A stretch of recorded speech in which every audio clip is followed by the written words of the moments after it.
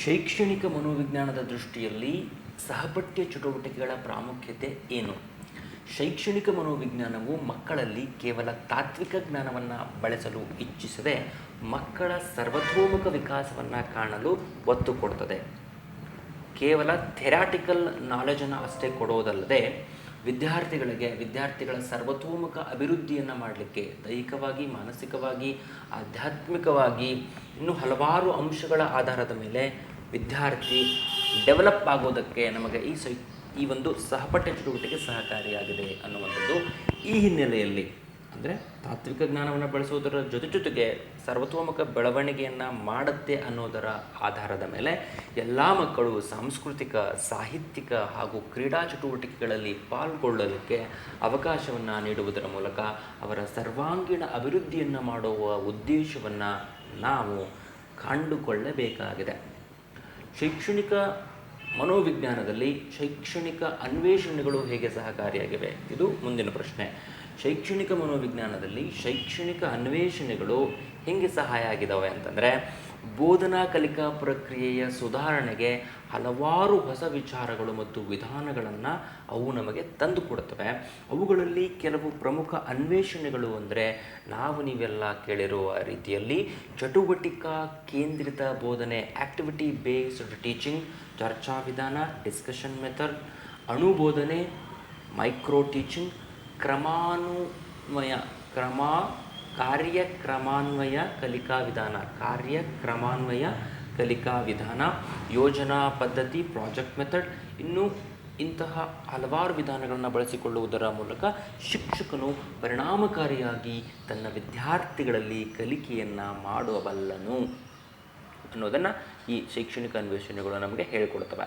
ಮುಂದಿನ ಪ್ರಶ್ನೆ, ಪಠ್ಯಪುಸ್ತಕ ರಚನೆಯಲ್ಲಿ ಶೈಕ್ಷಣಿಕ ಮನೋವಿಜ್ಞಾನ ಯಾವ ರೀತಿ ಸಹಕಾರಿಯಾಗಿದೆ? ಪಠ್ಯಪುಸ್ತಕ ರಚನೆಯನ್ನು ಹೆಂಗೆ ಮಾಡ್ತಾರೆ ಅನ್ನುವಂಥದ್ದು. ಪಠ್ಯಪುಸ್ತಕಗಳ ರಚನೆಯಲ್ಲಿ ಶೈಕ್ಷಣಿಕ ಮನೋವಿಜ್ಞಾನದ ಜ್ಞಾನ ಅತ್ಯಂತ ಹೆಚ್ಚು ಉಪಯುಕ್ತವಾಗಿದೆ.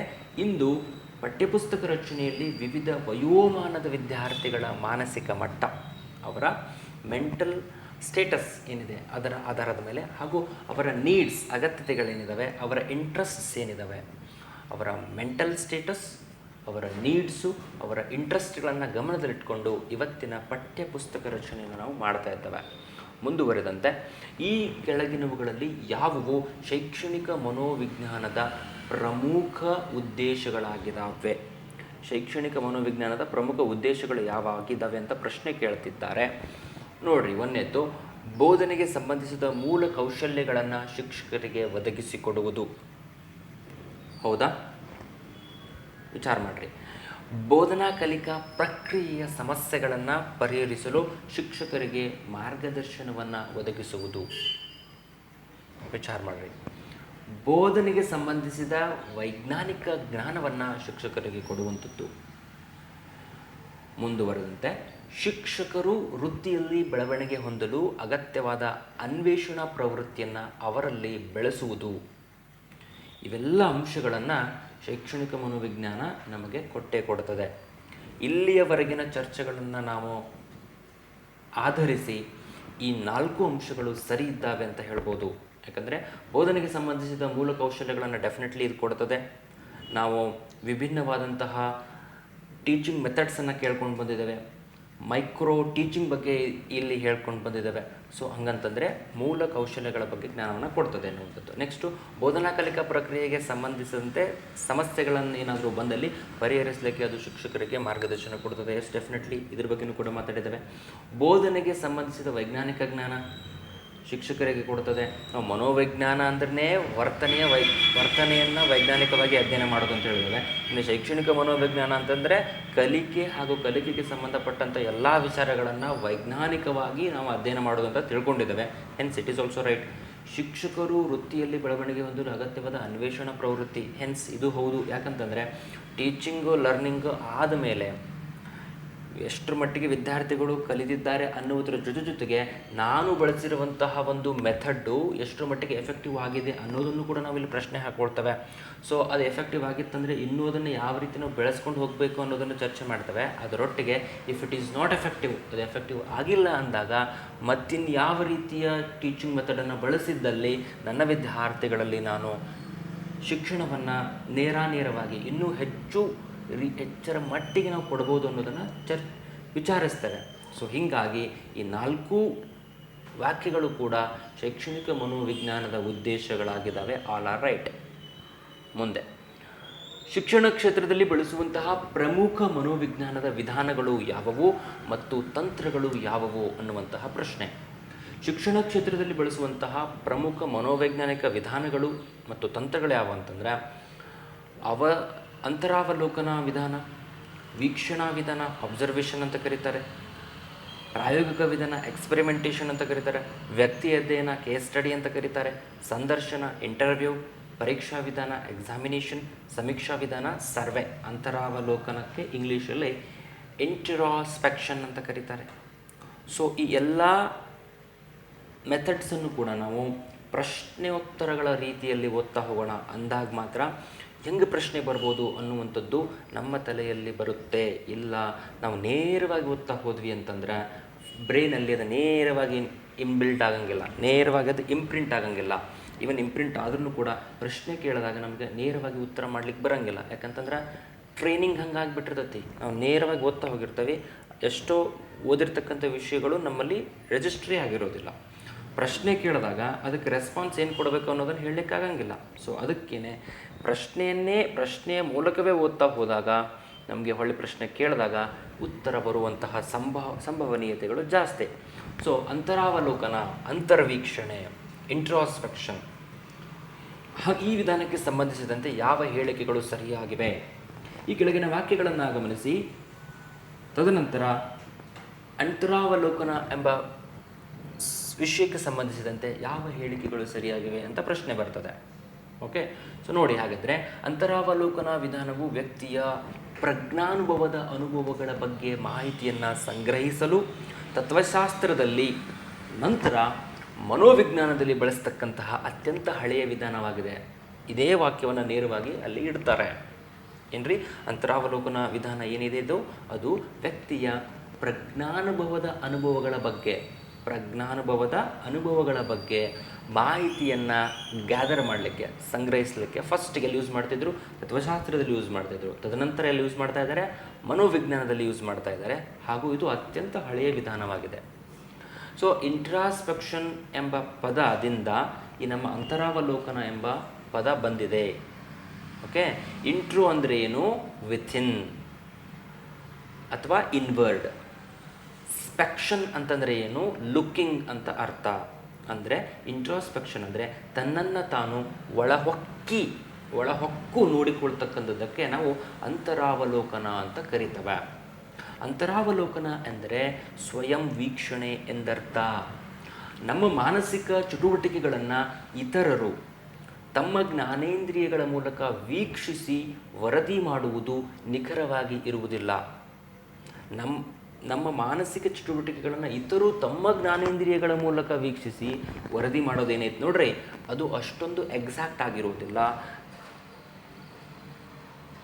ನಮ್ಮ ಮಾನಸಿಕ ಚಟುವಟಿಕೆಗಳನ್ನು ನಾವೇ ಮಾನಸಿಕವಾಗಿ ವೀಕ್ಷಣೆ ಮಾಡಿಕೊಳ್ಳೋದಕ್ಕೆ ಸಾಧ್ಯ ಇರುವಂತಹ ಸಂದರ್ಭದಲ್ಲಿ ವ್ಯಕ್ತಿ ತನ್ನ ಪ್ರಜ್ಞಾನುಭವದ ಅನುಭವಗಳನ್ನು ವೀಕ್ಷಣೆಗೆ ಒಳಪಡಿಸುವಂತಹ ಕ್ರಮಬದ್ಧ ಸ್ವಯಂ ವೀಕ್ಷಣೆಯನ್ನೇ ಅಂತರಾವಲೋಕನ ಅಂಥೇಳಿ ಕರೀತಾರೆ. ಏನ್ರಿ ಅಂತರಾವಲೋಕನ ಅಂತಂದರೆ ನಮ್ಮ ಮಾನಸಿಕ ಚಟುವಟಿಕೆಗಳನ್ನು ನಾವೇ ಮಾನಸಿಕವಾಗಿ ವೀಕ್ಷಣೆ ಮಾಡಿಕೊಳ್ಳೋದಕ್ಕೆ ಸಾಧ್ಯ ಕೂಡ ಇದೆ. ವ್ಯಕ್ತಿ ತನ್ನ ಪ್ರಜ್ಞಾನುಭವದ ಅನುಭವಗಳನ್ನು ವೀಕ್ಷಣೆಗೆ ಒಳಪಡಿಸುವ ಕ್ರಮಬದ್ಧ ಸ್ವಯಂ ವೀಕ್ಷಣೆಯನ್ನೇ ಏನಂತ ಕರೀತಾರೆ? ಅಂತರಾವಲೋಕನ ಅಂತ ಕರೀತಾರೆ.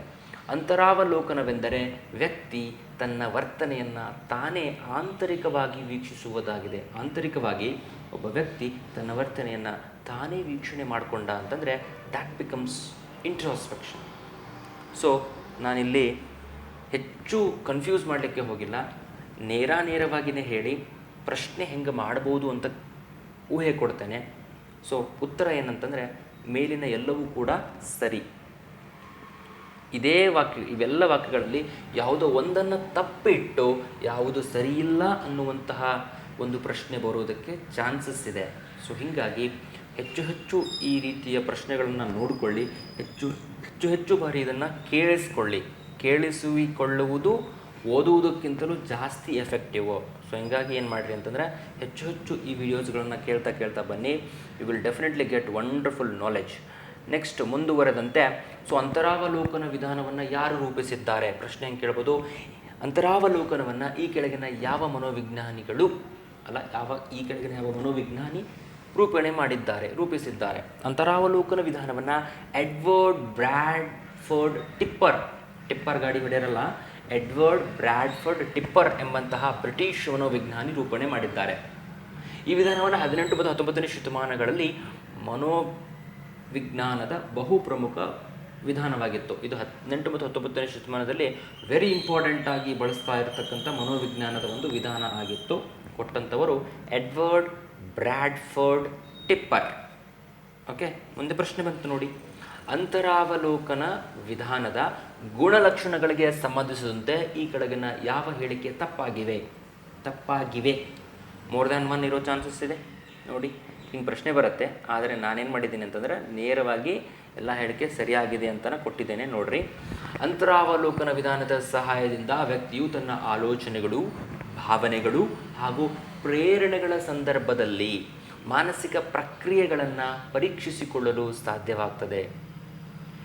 ಅಂತರಾವಲೋಕನ ವಿಧಾನದ ಸಹಾಯದಿಂದ ಒಬ್ಬ ವ್ಯಕ್ತಿ ತನ್ನ ಆಲೋಚನೆಗಳನ್ನು, ತನ್ನ ಭಾವನೆಗಳನ್ನು, ತನ್ನ ಪ್ರೇರಣೆಗಳ ಸಂದರ್ಭದಲ್ಲಿ ಮಾನಸಿಕ ಪ್ರಕ್ರಿಯೆ ಹೆಂಗಿರುತ್ತೆ ಅನ್ನೋದನ್ನು ಪರೀಕ್ಷೆ ಮಾಡಿಕೊಳ್ಳೋದಕ್ಕೆ ಸಹಾಯ ಆಗುತ್ತೆ. ಅಂತರಾವಲೋಕನ ವಿಧಾನದಲ್ಲಿ ವ್ಯಕ್ತಿಯು ತನ್ನ ಭಾವನೆಗಳನ್ನು ತಾನೇ ಅಂತರ್ವೀಕ್ಷಿಸಿಕೊಂಡು ವಿಶ್ಲೇಷಣೆ ಕೂಡ ಮಾಡಿ ಅದರ ಬಗ್ಗೆ ವರದಿಯನ್ನು ಕೂಡ ಮಾಡ್ತಾನೆ. ಇದು ಕೂಡ ಸರಿಯಾದಂತಹ ವಾಕ್ಯ. ಉದಾಹರಣೆ, ನಮಗೆ ಕೋಪ ಬಂದಾಗ ಅಥವಾ ದುಃಖವಾದಾಗ ಅಥವಾ ಅತಿಯಾದಂತಹ ಸಂತೋಷ ಉಂಟಾದಾಗ ನಿಮ್ಮ ಮನಸ್ಸಿನ ಭಾವನೆಗಳನ್ನು ನೀವು ಅಂತರ್ವೀಕ್ಷಿಸಿಕೊಳ್ಳುವಿರಿ ಮತ್ತು ಅಂತಹ ಸ್ಥಿತಿಯಲ್ಲಿ ಮಾನಸಿಕ ಪ್ರಕ್ರಿಯೆಯಲ್ಲಿ ಯಾವ ಬದಲಾವಣೆ ಉಂಟಾಗ್ತಾ ಇದೆ ಎಂಬುದನ್ನು ಕೂಡ ನಾವು ಪರೀಕ್ಷೆ ಮಾಡಿಕೊಳ್ಳಬಹುದು. ಸೊ ಈ ರೀತಿಯಾಗಿ ಅಂತರಾವಲೋಕನ ನಮಗೆ ಸಹಕಾರಿಯಾಗಿದೆ. ಈ ಎಲ್ಲ ಹೇಳಿಕೆಗಳು ಕೂಡ ಸರಿ ಅನ್ನುವಂಥದ್ದು. ಮುಂದಿನ ಪ್ರಶ್ನೆ, ಅಂತರಾವಲೋಕನದ ಗುಣಗಳು ಯಾವುವು ಹಂಗಂತಂದರೆ, ಅಂತರಾವಲೋಕನದ ಗುಣಗಳನ್ನು ನಾವು ತೆಗೆದುಕೊಂಡಾಗ ಯಾವ್ಯಾವ ಬರ್ತಾವಂದರೆ, ವ್ಯಕ್ತಿ ತನ್ನ ಆಂತರಿಕ ಭಾವನೆಗಳನ್ನು ಅಧ್ಯಯನ ಮಾಡುವಂತಹ ಏಕೈಕ ವಿಧಾನ ಇದಾಗಿದೆ. ಇದೊಂದೇ ವಿಧಾನದ ಮೂಲಕ ಮಾತ್ರ ನಾವು ಆಂತರಿಕ ಭಾವನೆಗಳನ್ನು ಅಧ್ಯಯನ ಮಾಡಿಕೊಳ್ಬೋದು. ವ್ಯಕ್ತಿ ತನ್ನ ಆಂತರಿಕ ಭಾವನೆಗಳನ್ನು ಅಧ್ಯಯನ ಮಾಡಿಕೊಳ್ಳೋಕ್ಕೆ ಮಾತ್ರ ಸಾಧ್ಯ ಇದೆ. ಇನ್ನು ಇದು ಮಿತವ್ಯಯಕರ ವಿಧಾನ, ಕಾಸ್ಟ್ ಎಫೆಕ್ಟಿವ್ ಇದೆ. ಇಲ್ಲಿ ಯಾವುದೇ ಹೆಚ್ಚಿನ ಉಪಕರಣಗಳ ಅವಶ್ಯಕತೆ ಇಲ್ಲ. ಥರ್ಡ್, ಈ ವಿಧಾನ ಎಲ್ಲ ಸ್ಥಳಗಳಲ್ಲಿ ಎಲ್ಲ ಕಾಲಗಳಲ್ಲಿಯೂ ಬಳಸಬಹುದಾಗಿದೆ. ಇದು ಯೂನಿವರ್ಸಲ್, ಎಲ್ಲಿ ಬೇಕಾದರೂ ಬಳಸ್ಕೋಬೋದು, ಯಾರು ಬೇಕಾದರೂ ಬಳಸ್ಕೋಬೋದು ಅನ್ನುವಂಗಿಲ್ಲ. ಆದರೆ ಎಲ್ಲ ಸ್ಥಳಗಳಲ್ಲಿ ಬಳಸ್ಬೋದು, ಎಲ್ಲ ಕಾಲಗಳಲ್ಲಿ ಬಳಸ್ಬೋದು. ವ್ಯಕ್ತಿ ತನ್ನನ್ನು ತಾನು ಅಧ್ಯಯನ ಮಾಡಿಕೊಂಡು ಸುಧಾರಿಸಿಕೊಳ್ಳುವುದಕ್ಕೆ ಇದು ಉಪಯುಕ್ತವಾಗಿದೆ. ಒಬ್ಬ ಮನುಷ್ಯ ತನ್ನನ್ನು ತಾನೇ ಅಧ್ಯಯನ ಮಾಡಿಕೊಂಡು ಸುಧಾರಣೆ ಮಾಡಿಕೊಳ್ಳುವುದಕ್ಕೆ ಈ ಒಂದು ಮೆಥಡ್ ಹೆಲ್ಪ್ಫುಲ್ ಆಗಿದೆ. ಶಿಕ್ಷಕ ತನ್ನ ಬೋಧನೆಯಲ್ಲಿ ಸಫಲತೆಗಳು ಹಾಗೂ ವಿಫಲತೆಗಳನ್ನು ವಿಶ್ಲೇಷಣೆ ಮಾಡಿ ಸ್ವಮೌಲ್ಯಮಾಪನ ಮಾಡಿಕೊಳ್ಳೋದಕ್ಕೆ ಅಂತರಾವಲೋಕನ ವ್ಯವಸ್ಥೆ ತುಂಬ ಸಹಕಾರಿಯಾಗಿದೆ.